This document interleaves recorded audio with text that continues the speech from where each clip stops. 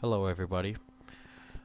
This video is in response to the Aero-TV video with Lee Sheik, the airport manager for College Park Airport in Maryland. It's a three-part video. For those of you who didn't notice, I recommend that you look at all three videos and hear what he has to say. Um, my name is Chris, and I currently live in Dover, Delaware. I fly out of this area, and I just made my first flight to College Park Airport this Sunday, and I really did enjoy it. But the vetting process, that's another story.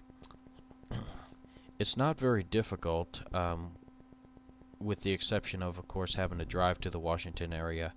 I happened to have some other business in Washington that day, so I went ahead and went over there and took care of it.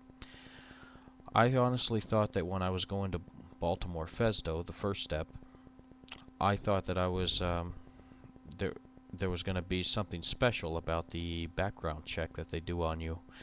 Well, as it turns out, they just simply take your pilot's license and your medical certificate, take a look at it. They have you sit in the lobby while an examiner goes back there and just takes a look at your certificate number on the database to see if you have any outstanding disciplinary actions with the FAA or anything serious that would cause them to believe that you'd be a problem flying into the Washington airspace. Took about maybe 5-10 minutes or so, and she comes back out and says, "Okay, well, you're good to go." I said, when I asked what they look for, they said no. They described that they were just doing the same kind of check they would do on any other pilot, no matter what FESDO in the country you're talking about. So it's TSA that tells them, that says, you guys at Baltimore FESDO are the only ones who can check pilots' backgrounds. Right. So then you go on down to Reagan National to be fingerprinted. I thought I was going into a TSA office to be fingerprinted. It turns out you actually go to the office of the Washington Metropolitan Airport Authority. They were actually surprised that I was there. What really surprised me, though, was that a supervisor said, "You guys should." I'm surprised that they even make you come down here because we don't even have jurisdiction at all over College Park Airport. So the significance of having to go to Reagan National to be fingerprinted is non-existent. Basically, the Washington Metropolitan Airport Authority, they couldn't care less whether you fly in there because they have nothing to do with College Park Airport, according to them. The fingerprinting machine is just a simple automated fingerprint machine that I guess you would see at any police station anywhere in the country.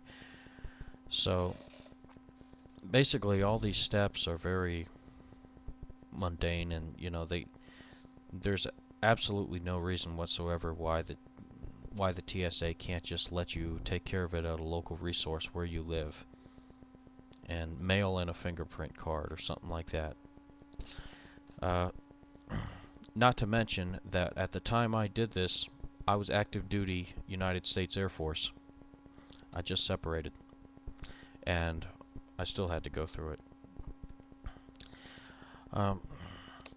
Now, as far as flying into the airport is concerned, I don't find it to be difficult at all, but I think that has a lot to do with the fact that I'm for a general aviation pilot who's been flying on a private pilot's license since 2003, I'm pretty experienced with controlled airspace.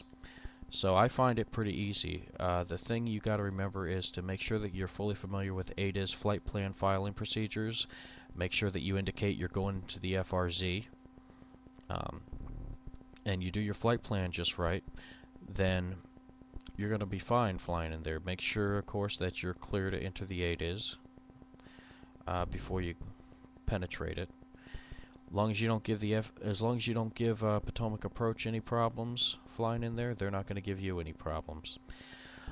So I find it to be a pretty simple process. Just you have to be very diligent about staying underneath their airspace because they don't like to let you transition through it at all.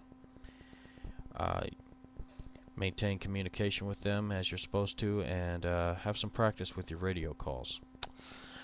When I flew out in Arizona, I say this because when I was flying in Arizona, I had a lot of pilots that have been flying for years telling me that, when they take off from an airport, they get out of controlled airspace. They just go VFR and fly for about 100 to 200 miles without talking to anybody. Well, general aviation is coming under a lot of unreasonable scrutiny as if it's some sort of security concern. And I really believe that as general aviation pilots, we need to get out of the mentality that it's okay to fly and not talk to somebody if available.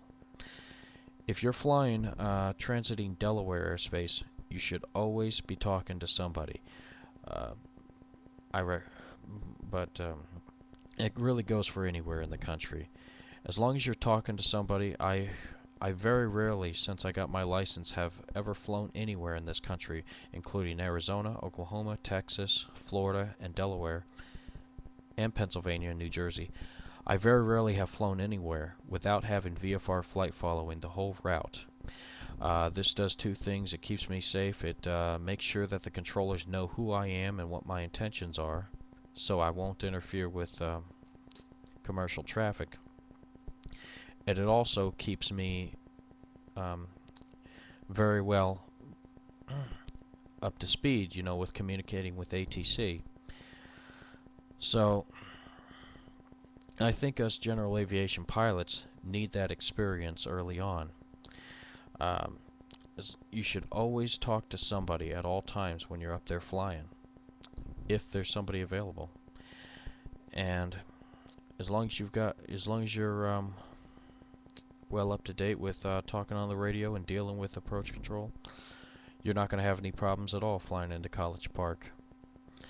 When you get here, it's kind of a short approach. You're gonna be coming down kind of low over the trees. There's a lot of trees here, but it's a very nice airport to land at. I liked it.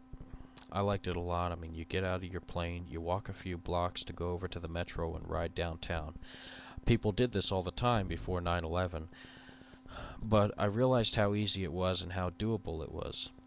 A lot of pilots out there seem to be very intimidated about flying to College Park. If you like to visit the Washington, D.C. area with your family or friends, and you don't want to drive, I recommend that you go ahead and do the vetting procedures and go ahead and start flying into College Park. It's an excellent resource for visiting the D.C. area, and you get a nice flight out of it too. It's been 7 years since 9/11, actually going on 8 years now, and I think it's about time that we try to use this airport once again. Hopefully it'll be close to what it was. But I ask everybody just keep an open mind about it, and I would recommend it to anybody.